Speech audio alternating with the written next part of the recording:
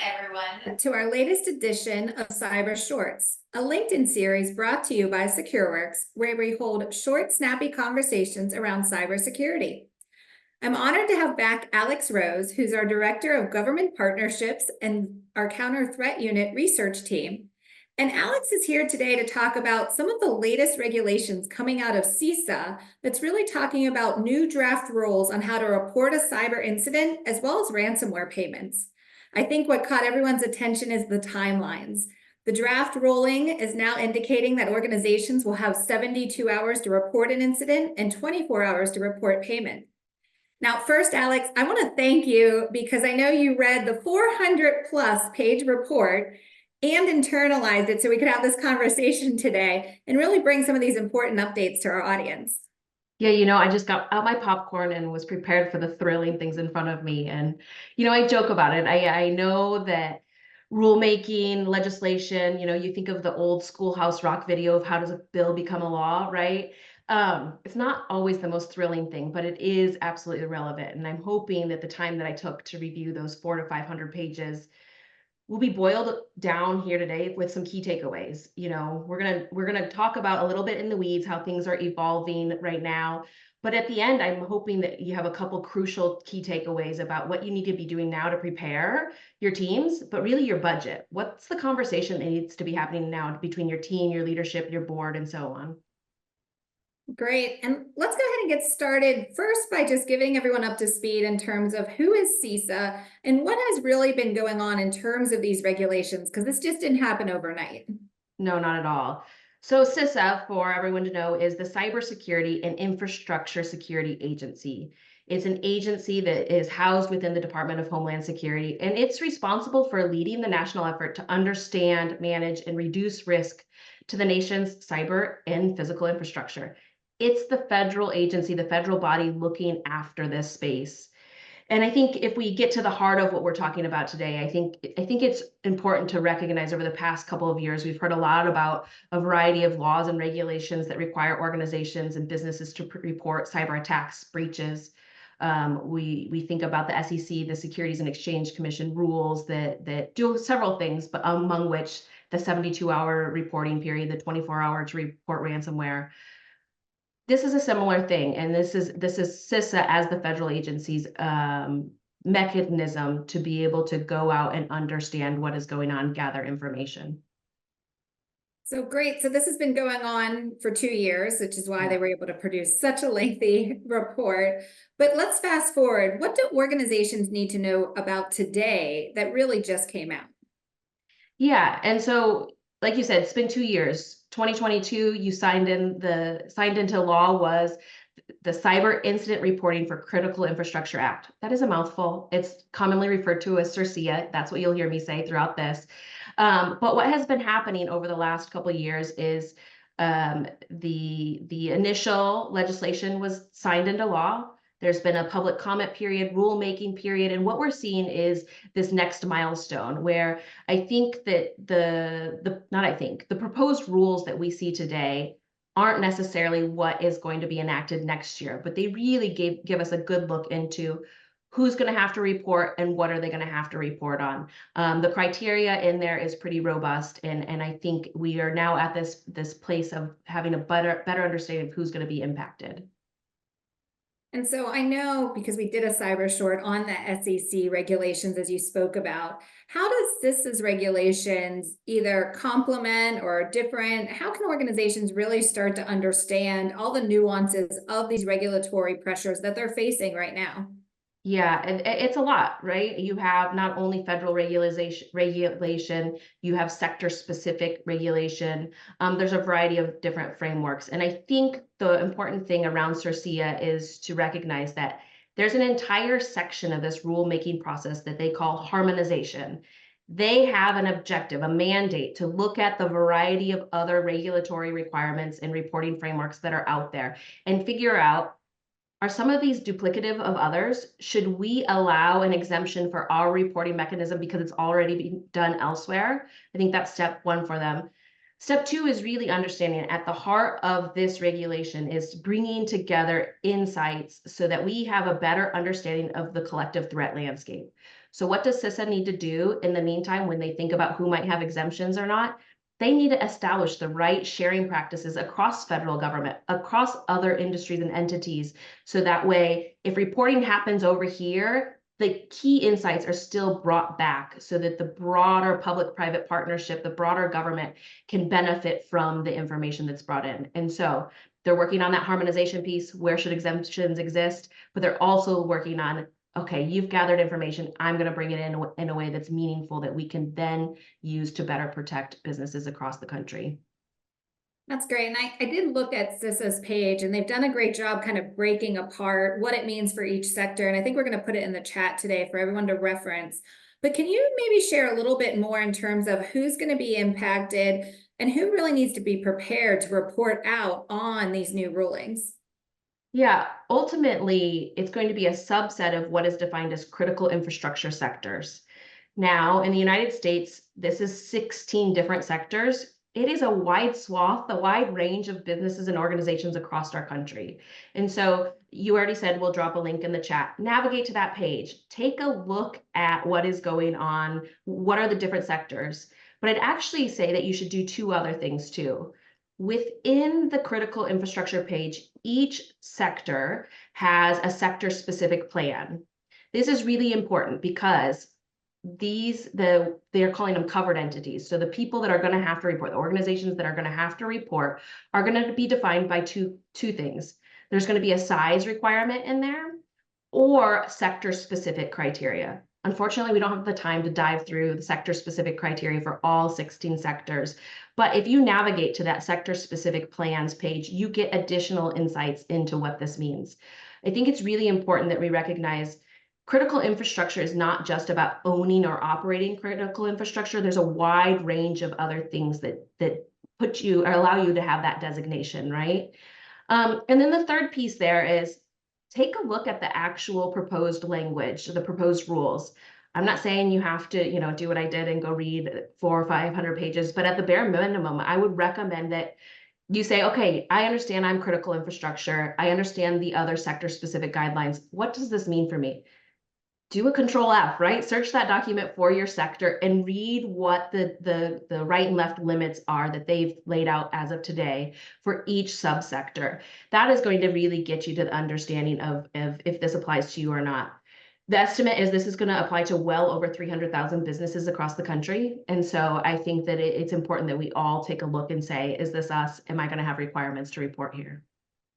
I think that's really important because if you're looking at that many, I'm sure there's some today that are saying that I'm not part of this group. And the last thing you want to do is find out after the ruling's been made that you're part of that group and you don't have a plan. Yeah. Yeah, it's not just about size. I think that's often where we default to. In this criteria, it's the size or other specific defining things. And so it's important to take a look at both. Absolutely. And for those that are identified to be part of this group, what should they be reporting on? Because I think one of the things that I've learned over years is even this group has to report on it. There's a good chance that other regulations come out. And so even if you're not part of that immediate group, probably need to start thinking about how you would report on these type of regulations and laws, because I imagine that it's going to just grow over time. Yeah, absolutely. I think one, they of course want voluntary reporting now, they want to be able to gather that insight. But when it comes down to full implementation, there are going to be 4 different types of reports that have to occur. Those are reporting on the covered cyber incident, reporting on the ransom payment, a joint report that covers both the incident and the ransom payment, and a supplemental report. I think the titles in it of themselves are pretty self-explanatory, right? You report the incident that happened, you report your payment, you do it together so you don't have to do 2 separate reports. And then the supplemental one. The supplemental one is the one that can catch a lot more things. So we all know when you're in the heat of an incident, you're in that moment, facts are emerging, things are changing. What you reported at that 72-hour mark is likely to change as time goes. So the supplemental report allows you to correct the record. It allows you to add additional information. It also allows you to say, we've concluded this incident and we're closing it out. And so it takes you through the entire journey of reporting, and it allows you to come to a conclusion. I think the real question, though, is what's going to be reported in these reports, right? What's a covered incident? And after diving into the proposed rules, they don't really narrow down the description too far. Instead, they focus on the concept of a substantial cyber incident. So something like a DDoS attack that renders an entity's service unavailable to customers for an extended period of time. Something that encrypts a core business system, a ransomware attack that locks you out of your industrial control system, or something like an unauthorized access to your business systems using compromised credentials from a managed service provider. It's a pretty extensive list. I guess, Alex, at least it's the way my mind works. When you talk about what you have to report on, I also like to know what I don't have to maybe report on, because it sounds like the art of the possible, but could be quite large based on the incidents I see every day that are happening to organizations. What are some examples or things that organizations wouldn't necessarily have to report on based on your understanding of the regulations? Yeah, I think absolutely the broad categorization is quite extensive. But I think that they have done a really good job detailing what this isn't about. This is not about reporting on incidents that result in minor disruptions. And the way that I read this and really think about it is that many organizations are investing in their security programs today, and that pays off here, right? They have end-to-end monitoring, response plans, more. This type of robust security plan will actually prevent the need to report on many things. So you're not going to report on a single user's credentials being compromised through a phishing attempt. And why not? Because you have compensating controls that prevent that from being used further. You have multi-factor authentication implemented, for example. We're not talking about where malicious software was downloaded, but your antivirus was able to quarantine it. I think another example is where a threat actor knows about it has a known vulnerability.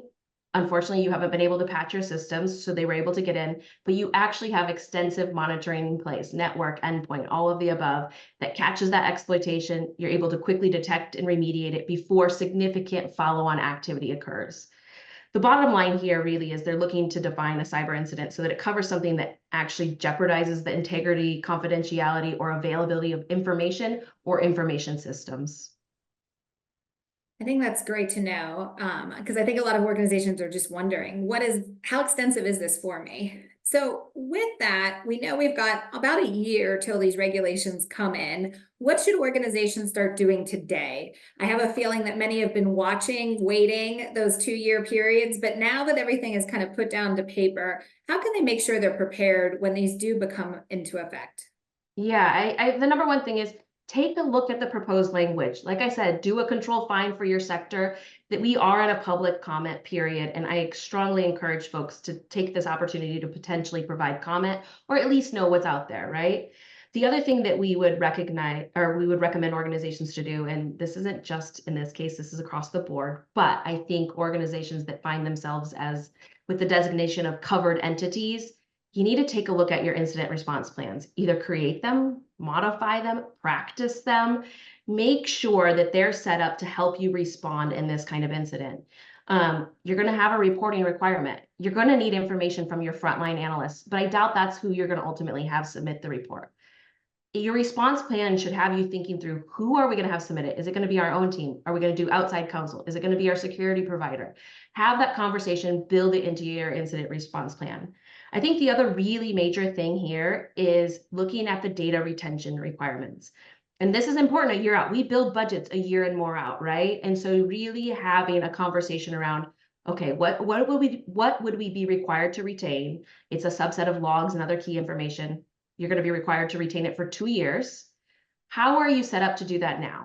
Do your vendors enable that? Do they charge extra? What would that budget look like? Are you going to bring things on-prem and store it? Have the conversation about, do I have a process in place to retain the types of logs and information I'm going to be required to retain?